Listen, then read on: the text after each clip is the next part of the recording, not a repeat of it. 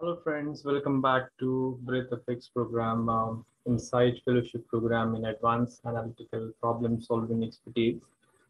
We are into our first certification of Six Sigma Green Belt. I'm Santosh Avsarkar.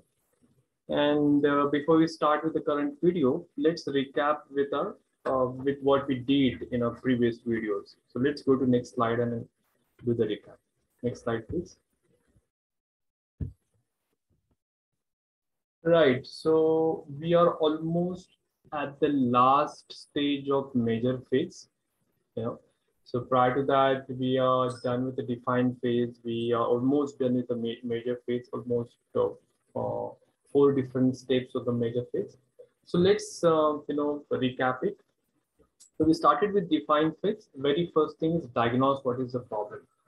So the tool which we use to diagnose the problem is operational lever diagnostics, which help us to find out the problem based on the current metrics. How much is non-compliance? That is what we really trying to find it out. And secondly, it also helps us prioritize the problem, based on potential dollar savings, out of working on this given problem. Second tool for finding problems and prioritization of the problem is Fmea, failure mode effect analysis, this one. So Fmea help us to prioritize problems based on how much the risk is associated with the given problem. And when I'm saying problem, it could be problem of failure mode within the process, and that help us to prioritize the problem. So first two steps help us to prioritize the problem. On which problem are we supposed to work immediately? That's what first two tools help us to find out. Now next step is quantification of the problem. The problem which we prioritized in a previous step, we need to quantify it and set a proper improvement goal, and we need to document it, and we do it with the help of project charter. So quantifying the problem and set the improvement goal with the help of project charter. So once that is done, very next thing is we need to focus on where actually the problem is located, and that is your high level process map help us to understand this. So overall, define phase help us answer two questions. A, what is the problem, or what is the prioritized problem? And secondly, where that particular prioritized problem is located within the process. So these are the two things defined phase help us answer. Now, very next phase is measure phase, and as word measure goes, it is all about measuring something. So what we do in this phase, very first thing, we convert a problem into measurable characteristics with the help of performance standard. And as I told you, this is one of the most significant tool in Six Sigma. And why is that so? You can see in today's video as well. So performance standard.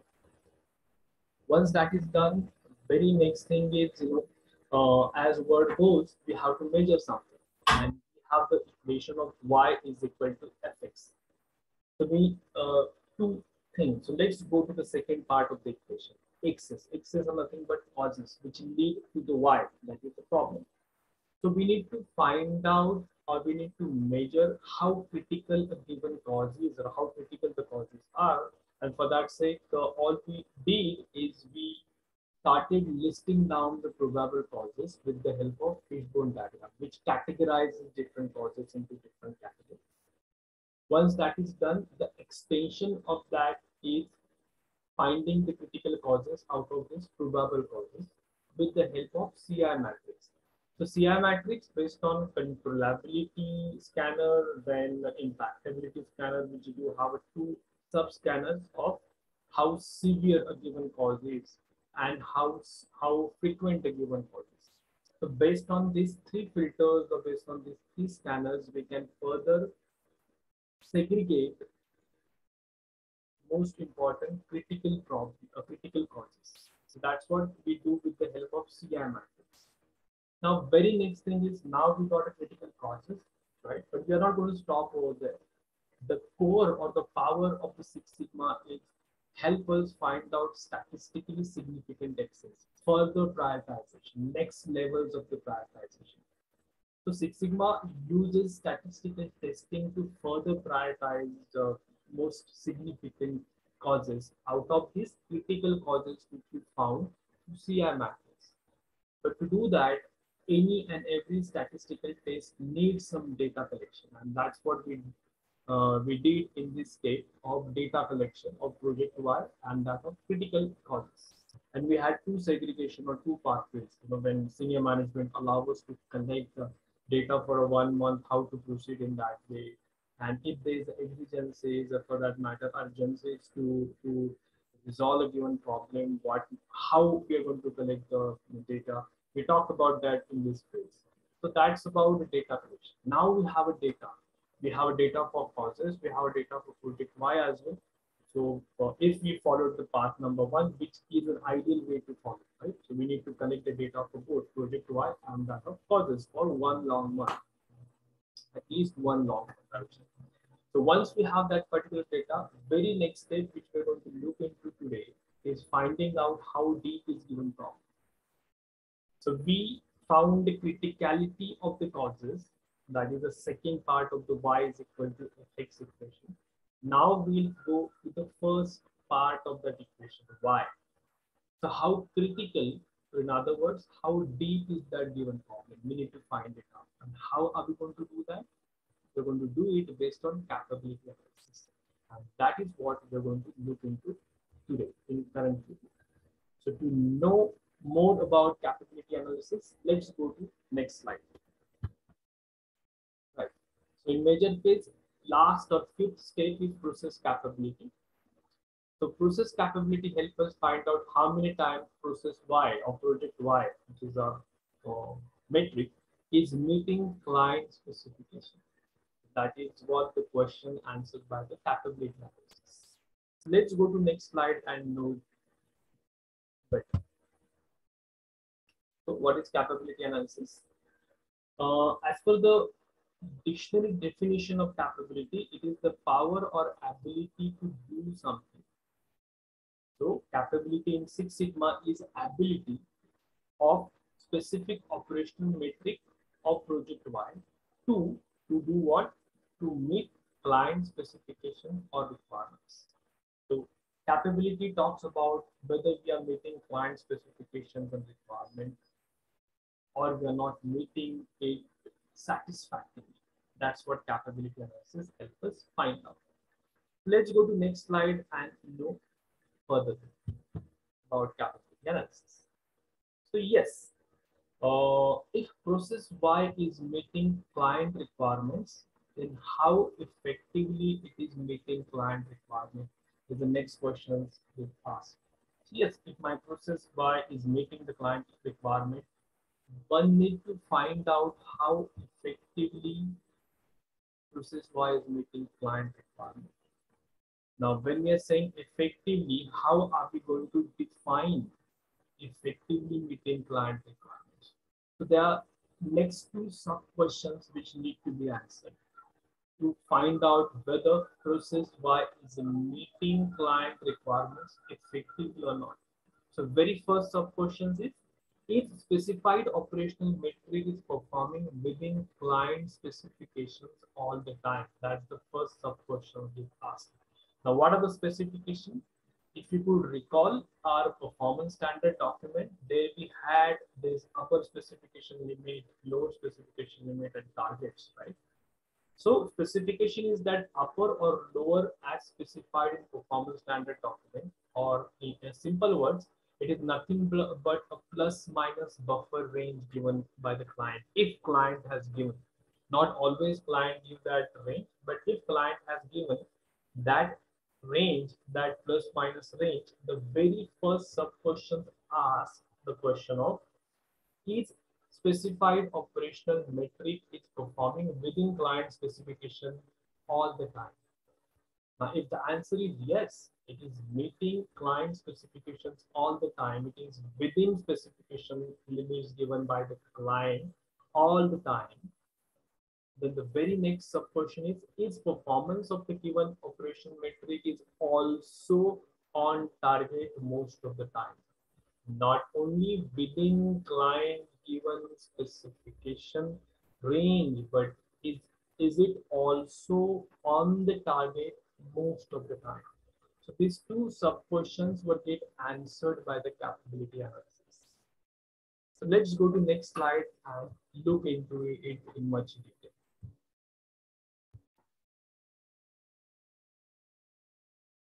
So let's go back to performance standard document. If you could recall, in measure phase, the current measure phase, step number 1. Do you remember while talking about performance standard, I mentioned defining defective is a backbone of any Six Sigma project, as defining defective has direct relation with the capability.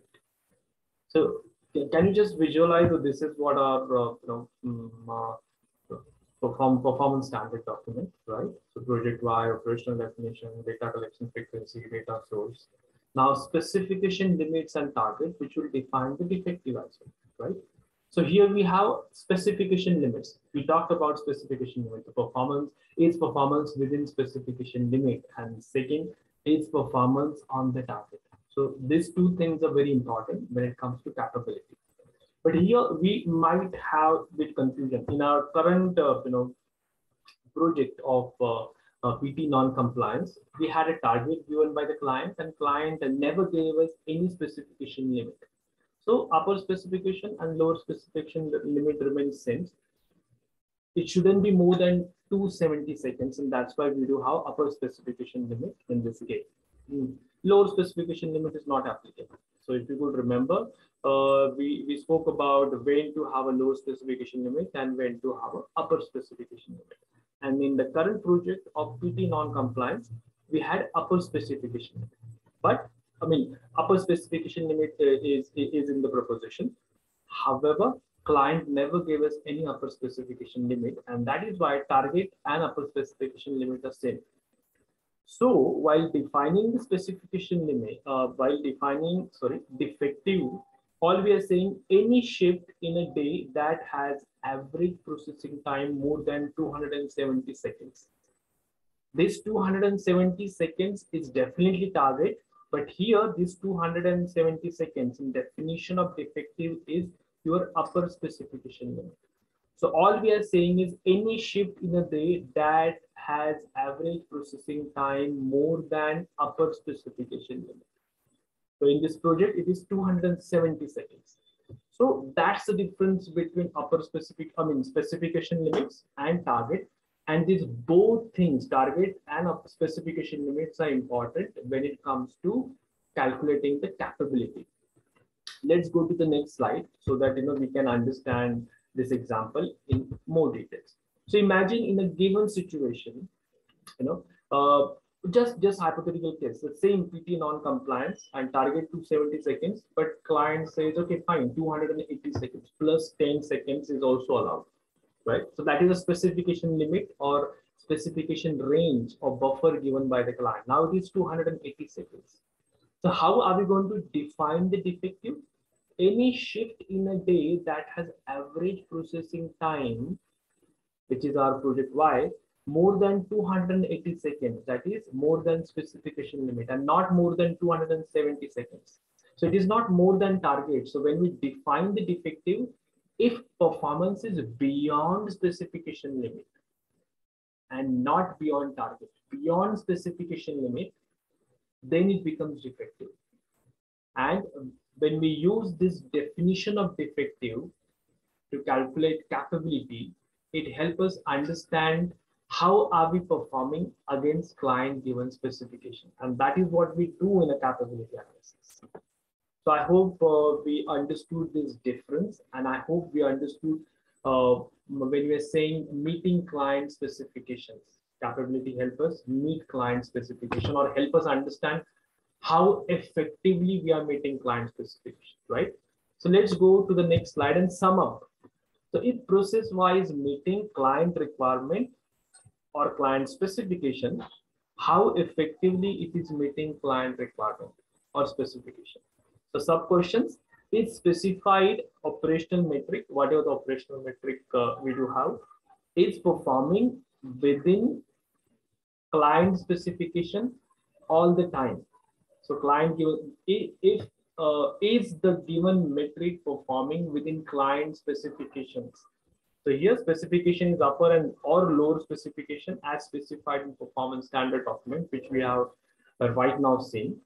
If performance is within specification limit, is performance of a given operational metric is also on the target most of the time. So if you could just take a previous slide, in a previous slide, we had a specification limit of 280 seconds and target of 270 seconds. So first question asked whether the performance of the metric is within 280 seconds. If the metric is average processing time per unit, that is a metric, average processing time per unit. If rather is average processing time per unit is within client given specification of 280 seconds every time. If yes, very next question is it on the target of 270 seconds?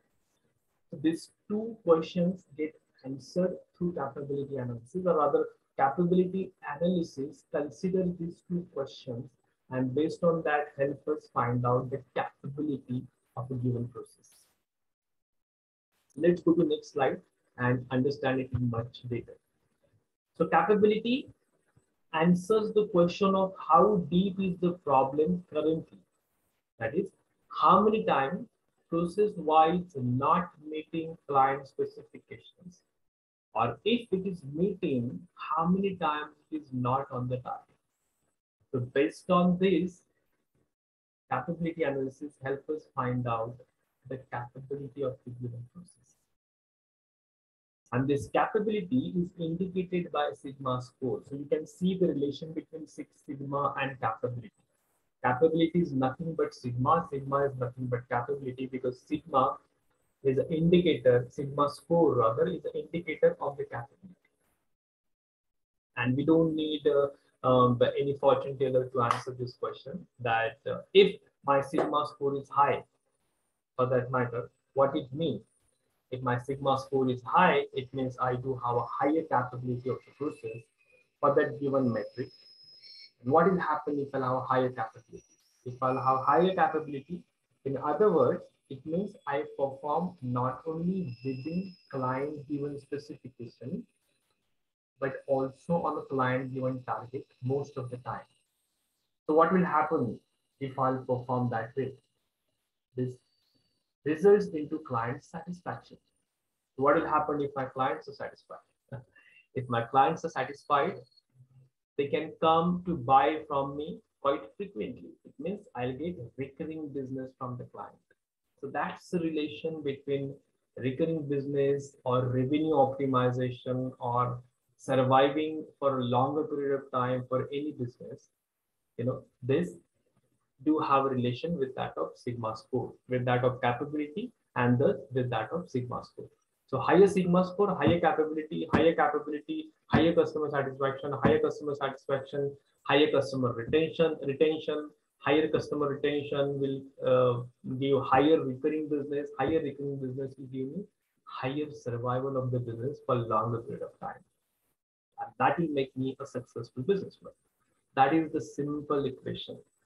If I want to be successful businessman, I have to have a higher capability, which is indicated or denoted by sigma score. Let's go to the next slide. Right, so this is the scale of Six Sigma, right? 6 is the maximum and 0 is not the lowest one. The sigma score could be below 0, and that's unfortunate thing. But every single company got to find out what's your current sigma score and keep on improving it. So when sigma score is less than 0, or for that matter less than -1, all it indicates is rarely metric performance is within client specifications with very high number of non-compliance. So metric is performing within client specifications quite rarely, and thus there will be high or very high number of non-compliances. Forget about the question of being on target. You rarely be on target. So that's when you got a score of -1. So it's poorest possible capability. Then when it comes to zero, zero means sometimes metric perform within client specification and with a relatively higher number of non-compliances. Yes, relatively lesser than what we had here, but still those non-compliances are relatively higher in numbers, and we are rarely on the target. So all it indicates when I'm getting the score of 0 on the scale of sigma, in other words, it means that my performance is not within client given specification every time. So I need to look into it. Why is that so? I need to fix it. And secondly, I need to see whether my performance is on the target, at least for few occasions. If why is that so? So that I can improve the performance of the rest of the occasions. So this 0 indicates these things. Sometimes, or not too often, metric performances within client specification, but with high number of non-compliances, and very rarely it is on the target. Now, when sigma score of 3, what it indicates? Metric performances within client specification most of the time, with many non-compliances, not high number, very high number of non-compliances, but we can visualize the non-compliances, right? Relatively less than this, but definitely higher than this. So yes, we do have a non-compliances here. And yes, we also have on few of the occasions, when I'm saying occasions, what it means by occasions? Occasions means few of the shifts. Remember, we collected data for 90 long shifts, right? I mean, 30 days and 3 shifts a day, 90 shifts data we do have, right? So those are the number of occasions, number of incidences, right? So when I'm saying frequently on target means out of those 90 shifts, frequently I am on target, right? When I do have a score of 3, right? And frequently my performance, or on a frequent basis, my performance is within client given specifications, but still there are visible number of non-compliance shifts here. So 3 is kind of an industry average. If you're average company, you normally do perform in the range of 2 to 3, but that is not sufficient. You got to move from 3 to 4, 4 to 5, and 5 to 6. Because 6 indicates, which is an ideal state, of course, indicates metric is performing within client specifications every time with no number of non-compliances, and performance of the given metric is on the target most of the time. And that is the ideal state every single company needs to achieve. Now, currently, companies might stand over here or here or here, even for that matter here, but they need to head towards this score. So if you're standing here, you have to improve, you have to reach to 0, the score of 0, then to score of 1, 2, 3, and start heading towards the score of 6. Because higher the sigma score, higher the capability, and higher the capability means higher the chances that you survive longer in a cutthroat competition. So that's the simple equation. That is the capability analysis for us. So let's go to next slide. Yes, it's a quiz time. Capability in Six Sigma is ability of specific operational metric or project to meet client specifications or requirements. True or false? The answer is absolutely true. Capability in Six Sigma is ability of specific operational metric or project to meet client specifications or requirements. Next question. Capability in Six Sigma asks following questions of A, is specified operational metric is performing within client specifications all the time? If yes, is performance of the given metric is on target most of the time? Whether option 1, that is 1, 2, or both. Both are right, or either of them are right. So what questions Six Sigma asks, a capability in Six Sigma asks? Answer is both. Capability of Six Sigma asks both of these questions. For that matter, it helps us answer both of these questions. Each specified operational metric is performing within client given specification all the time. If it is performing within client given specifications all the time, is the performance of a given operational metric is also on target most of the time. So that's what the question capability asks, and of course give the answer to those questions. I guess this is what we had in the current video. We are taking a break right now. In next video, we'll continue with the capability analysis. We are not completely done with the capability analysis. So in the next video, we'll continue with the capability analysis. Now, before we end this video, again, the small request to you all, if you like what we are doing, if you like Breadth of X program, please help us reach to your friends, your family, your relatives, your network, your neighbors, and let them know about the Breadth of X program so that everybody will get benefited out of it. Secondly, if you like our current video, please click on the right like button. Please share it with your friends. And if you are not yet subscribed our Breadth of X programs channel, YouTube channel, please subscribe it. So on that note, Uttishta Bharata, Ma Bharati shall rise again in her full glory. That's what a motto we are striving for. Before we end, again, as we normally do, this is our norm now. We deeply appreciate following technology companies for their technological support. Without the support which we somehow get it from them, we wouldn't be able to stand in front of you. Forget about standing in front of you. We wouldn't be thinking about delivering Breadth of X program. So these companies are not knowing that they are helping us, for that matter, to reach out to you. But we got to thank all these companies. So thank you so very much to these companies, and thank you so very much to you all as well for listening this video. And let's meet up in next video where we'll continue our capability assessment and capability analysis. We'll also take a small example as well so that you can do it, or you can check out how to calculate the capability. Right. So on that particular note, thank you so very much again, and have a wonderful, wonderful time ahead. Let's meet up in the next video.